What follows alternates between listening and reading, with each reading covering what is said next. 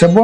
ఏమండి మా ఫ్రెండ్స్ అంతా షాపింగ్ కి వెళ్తున్నారు, నేను కూడా వెళ్దాం అనుకుంటున్నా. నువ్వు మొన్ననే షాపింగ్ వెళ్ళినావు కదా, మధ్యలోనే ఫోన్ కట్ చేస్తుంది. ఏమైంది మధ్యలోనే ఫోన్ కట్ చేసావు? మీకు నన్ను షాపింగ్ కి పంపించే ఉద్దేశమే లేనప్పుడు మీకు చెప్పేం లాభం లేండి. అయితే నువ్వు ఫోన్ ఎందుకు కట్ చేస్తున్నావే? మరి నేను వెళ్ళాలా షాపింగ్ కి? అదే నేను చెప్తున్నా కదా. మళ్ళీ ఫోన్ కట్ చేసింది. నువ్వు ఫోన్ ఎందుకు కట్ చేస్తున్నావు? అసలు నువ్వు ఎవరు ఫోన్ కట్ చేస్తున్నావు తెలుసా? నీ మొగుడు ఫోన్ కట్ చేస్తున్నావు. నీ మొగుడు ఫోన్ కట్ చేస్తున్నావు. సరే మరి నన్ను షాపింగ్ కి వెళ్ళ నువ్వు. అదే ఇప్పుడే కదా నువ్వు నన్ను అడిగావు.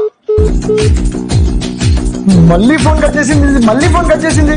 దీన్ని ఇట్లా కాదు.